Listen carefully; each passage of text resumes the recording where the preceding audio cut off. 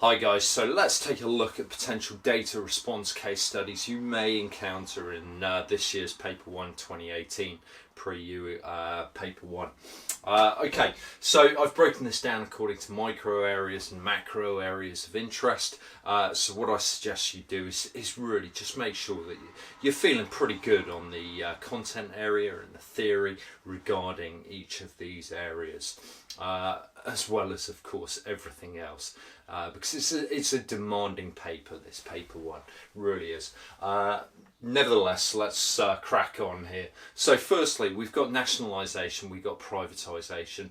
Of course, we've got Jeremy Corbyn, who really advocates nationalisation as a means of actually encouraging efficiency, as well as increasing equity and reducing inequality within the UK economy.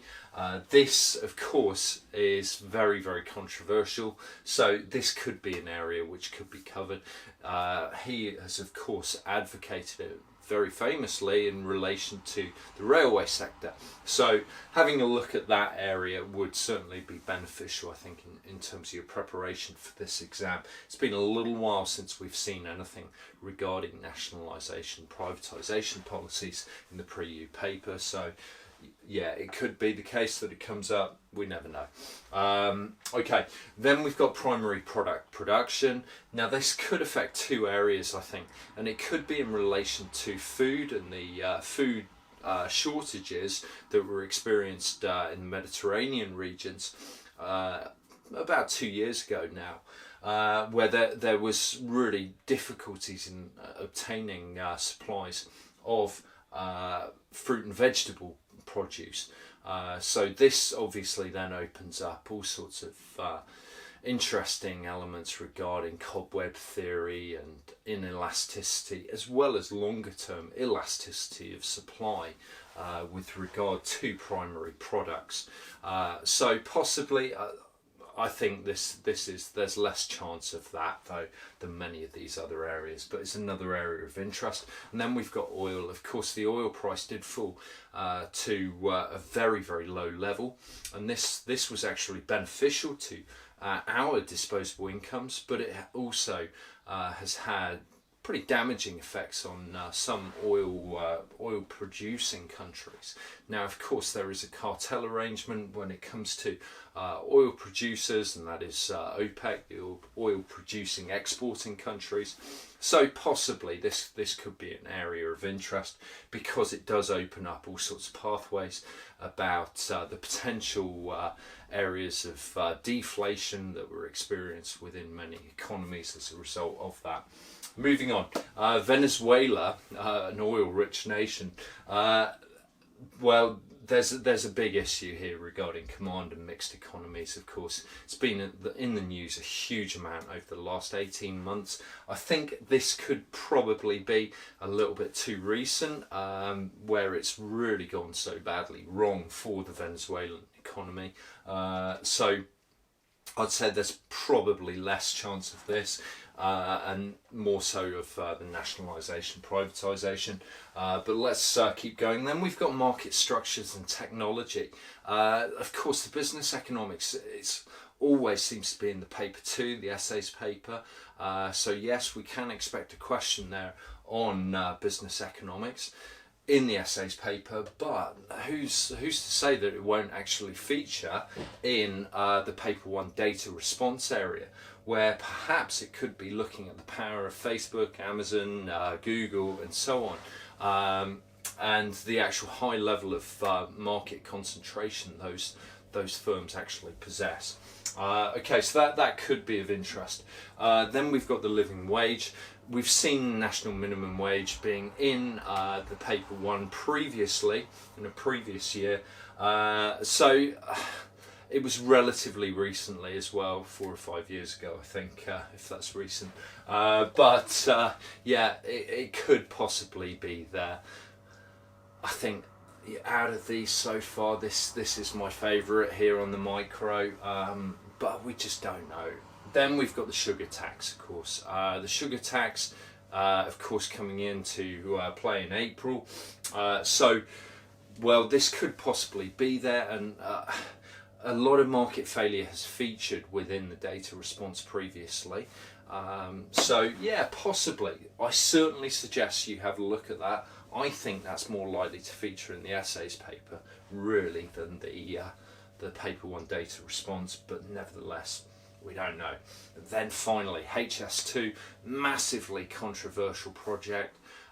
Then we've got the North-South Divide that would open up as a case study, and the need to actually remove some regional disparities and help to actually boost economic growth in the northern region, and the cost-benefit analysis with regard to that.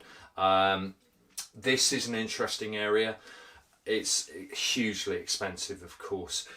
One downside, I think, in favour of this coming up, though, is that it would favour those students who are doing the paper 3 transport and environment a little bit too strongly. So yeah, it could happen, but out of all of these, I think my 2 top ones would probably be those, and I'd favour that one as my most likely candidate. Okay, then on the macro side of things, the UK productivity problem, well, that has rumbled on and on and on. Now that could, interestingly, be incorporated with UK monetary policy post 2008. Okay, but let's focus on each in turn. So yes, this has been a big problem, a big concern. But some argue it's not the concern that it actually is, because UK unemployment is so low. So because our unemployment is so low, it means many of our very low skilled workers are actually in productive economic activity, in jobs. So maybe the productivity problem isn't as great as it's often suggested it is. Okay, so then we've got depreciation of the pound following the Brexit referendum. Again, it's been a long while since we've seen anything on the international side of things in the paper 1, so this could feature. The European Union and Brexit, well, this is huge, and it will be almost 2 years to the date when you sit your paper when this actually comes up. Well, about 23 months anyway. Then we've got UK monetary policy post 2008, and of course it's been following those lines, hugely expansionary. It's all about really boosting the liquidity in the economy, as well as boosting aggregate demand as well. Could this feature possibly? Then UK employment to post 2008. Okay, and what has actually taken place there? We've seen a big increase in 0 hours contracts and part-time working, some more worker flexibility, encouragement of more entrepreneurship. So that's another interesting area. It's just worth bearing in mind here. Last year's paper, of course, focused on fiscal policy. So it almost seems a little bit too likely that we'll see something on the parallel side of that. Anyway, finally we've got globalisation and economic development, and of course this has been enormously controversial. Globalisation under Donald Trump's rise and political rise, that is, within the US economy. And then that also opens up economic development, sustainable economic development, as well as structural unemployment and changing economic dynamics within the economy. So all sorts of interesting areas. See what you think, take a look, try to make sure that you're feeling pretty strong on each of these areas. Okay guys, thanks a lot.